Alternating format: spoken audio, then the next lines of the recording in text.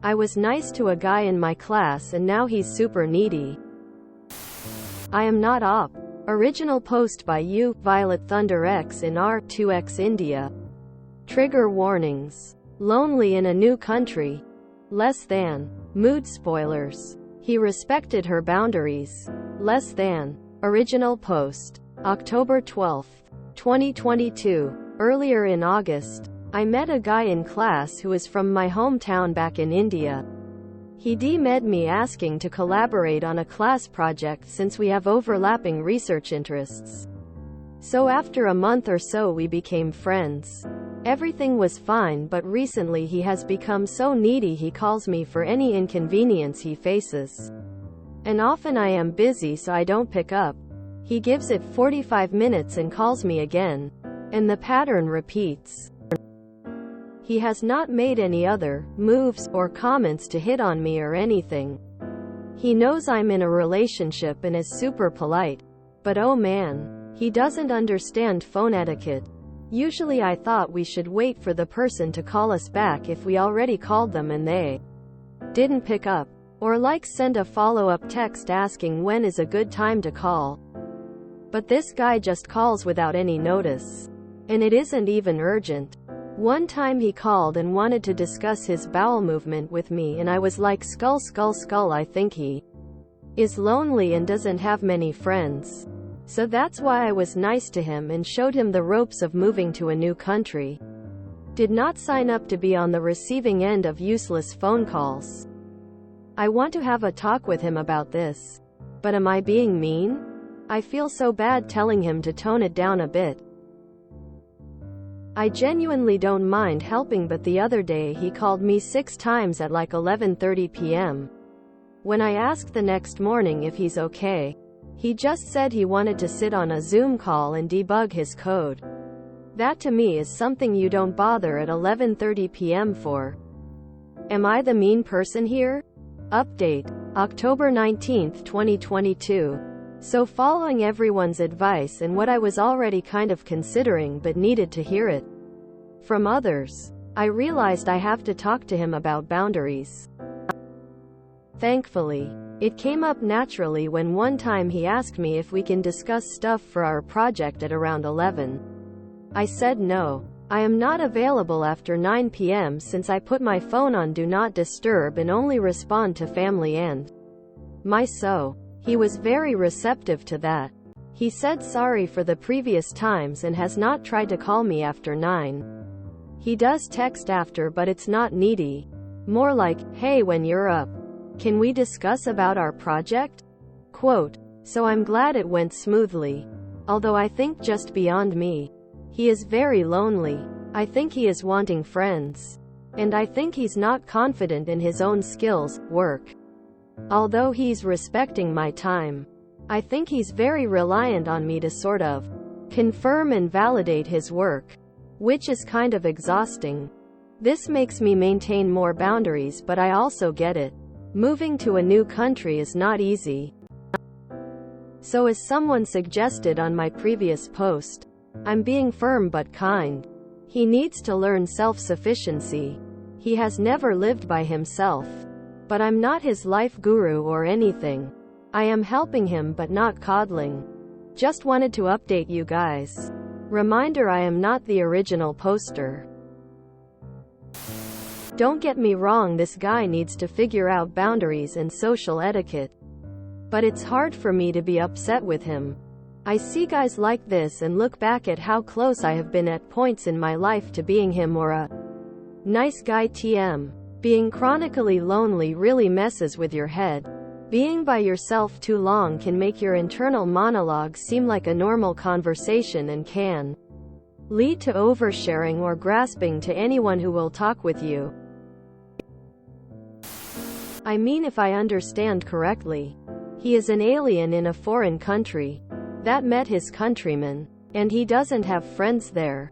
Probably he misinterpreted her intentions for being friends. She just needed to say something and she did. And everything was okay. No big deal. He didn't make any romantic advances towards her. Honestly, I'm not even sure the guy was trying to be romantically involved. This sounds a lot like someone who is desperate for a social connection. As someone who has had trouble socializing and has been alone before, it is very easy to come on too strong when trying to make a new friend while alone. I like to compare it to someone who is drowning being hard to rescue because of their flailing. You are desperate to fill that need, and that makes it harder to actually fill it long term. Meanwhile, it's only natural for people to assume anyone desperate to socialize with them may be a threat, trying to get in their pants, or that they are alone for a reason. Not only that, it isn't anyone's responsibility to teach a strange adult the social skills they lack. Once people are out of preschool, people just assume other people have the same boundaries and expectations. A person acting otherwise must mean something is off. Related to false attribution error bias. This makes it really hard for people who have poor social skills to realize what they are doing wrong. All that said, Oop is a really good person for being compassionate to their friend, and the friend is a really good person for accepting what may be hard to hear criticism. I think a lot of people in this thread are really jumping to make this guy out to be some obsessive stalker. Dude is in a new country, met someone who's from the same place as him, and seems very lonely in an unfamiliar place. It's hard making new friends. And the fact that the relationship boundaries have never been a problem and that he's respected these new boundaries are a positive sign. Sure, he definitely could end up being a massive creep. We've all read those train wrecks on here. But from the posts we have, I don't see why there's such a heavy jump in the comments to assume he's going to be a creep and stalk Oop. Unless they're jumping to conclusions from him being a lonely Indian man. Anyway, kudos to Oop on the communication and setting firm boundaries. She did good and set her boundaries. But I can't help but feel sad for this fella. Like she said, he must be very lonely. Hope he can get better. I'm glad that this isn't another story of an innocent woman being nice and finding herself being stalked by a man as a result. A good conversation sounds it definitely helped. He needs to work on boundaries and respect, and it definitely appears that he understands more now. Also, being in another country is an insane culture shock. I spent a week in Asia and didn't realize how much I missed home until I was at the airport and just could not stop talking to people in the waiting areas. Lol. I've been in this situation and I have to say, Oop handled it better than I did. Some people are just clueless and don't pick up on hints. They want to be good people and good friends, but they need some frank feedback to do it. It's possible that the reason dude has no friends because he lacks social skills, and setting boundaries might help him in long run. Normal people would take a hint after few missed calls and would question situation, but it was Op who had to do all the work. The fact that he has never lived by himself is telling too. Being in different country and lonely doesn't evaporate social skills. Most likely dude is learning how to adult in general. I would refer him to student services and international student services. I am sure she's just exhausted from all the work of school and life and didn't expect to get so much attention from him. Especially as a woman, it must feel uncomfortable, even if he is respecting boundaries. Unfortunately, this guy needs guidance. And fortunately, there are specific programs that help students thrive in their new environment. I hope she can point him in the right direction and he gets the support he needs. I just love how vastly, but not that vastly, different this guy is from a standard guy in these types of stories. Like a usual type of guy would have doubled down or gotten super upset about her having an so, but this guy just needs to learn boundaries and he won't be so weird. I legit feel bad for this guy. When I was a kid I moved school a lot and it sucked every time having to meet people and find new friends. Eventually confidence can become a problem and I would absolutely latch on to a couple nice people. At the beginning every time I moved. I can't imagine doing that, but also in another country with a completely different culture. Eventually he will gain some confidence and find some new friends. Just needs time. Nice of Op to help him out even with the boundaries. Glad to see she's not giving up on him entirely or being cruel. The bowel movement comment really made me think he believes they are friends. LMAOO. I was expecting this to be way worse. Maybe I don't know phone social etiquette. Do phone calls usually require notice? I know not to repeatedly call or call late in the evening, haha. What would be so kind and lovely is if Oop was able to introduce him to a group of like-minded people and encourage him to develop those friendships. I think she's right, he's lonely. He's in a strange country. And he has latched onto his only lifeline, her. They are at a university. So there are so many social groups and resources they could reach out to and help him integrate a little easier. I hope we get an update in a few months where she complains about him being too busy to talk anymore. Introduce him to more people if he is lonely and isn't good at making friends.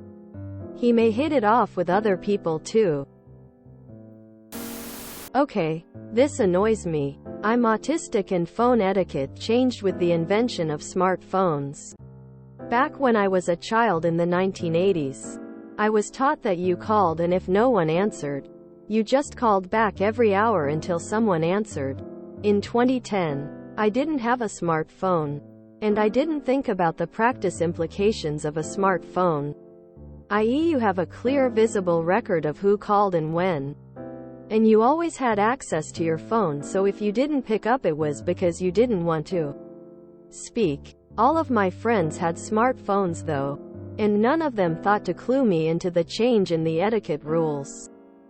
Instead they all decided I was needy, clingy, and scary, stalking them. I asked, point blank, a couple of times what I was doing wrong, and they hemmed and hawed. I alienated an entire friend group, and I thought I was crazy. 3 years later, a nice friend of mine who grew up with another autistic young woman explained that the rules changed. Her friend had the same problem making the logical leap to smartphones. I was humiliated. Like, dude, I don't stay where I'm not wanted. As soon as my friends started acting like I was being creepy, I left the friend group. When neurotypicals interact with people on the spectrum, they put all sorts of creepy Machiavellian motives on us when often it's just a difference in expectations. Once you explain what you want, we are usually completely happy to do it. I am glad I left that friend group, as the friends I have now, autistic or neurotypical, are all great now and are willing to say, please don't do that if I cross a boundary. In fact, some of my neurotypical friends say they prefer me because I am so much more careful to be considerate than most people once you actually tell me what you want. But deep down it still bothers me that this entire group of people felt justified in shunning me and treating me like a pariah when all they had to do was explain that these were the new phone etiquette rules. I was nice to my neighbors who live in the basement apartment of the house I rent. Just small talk if we ran into each other outside. Now he brings me gifts and shows UO at the door apologizing for things that are all in his head. I don't know where to even start with setting boundaries without being rude. His roommates don't want to be near him BC he can be aggressive. So I think maybe I'm just afraid he will blow up at me. Oop seems to have a lot of self-awareness and also patience. Often people like the friend pick up on that and latch on. Others don't want to deal and it sucks to constantly feel rejected by people. I am glad it worked out and they could remain friendly, but I am curious how this went over time. since it sounds like Oop doesn't actually want to be meaningful friends with this person. Which I suspect is not how the friend views the relationship. Oop just wants to keep it light. If you enjoyed this video, please check out our playlists full of similar content. Epic Ericast is like doom scrolling for your ears. Please like, share, and subscribe.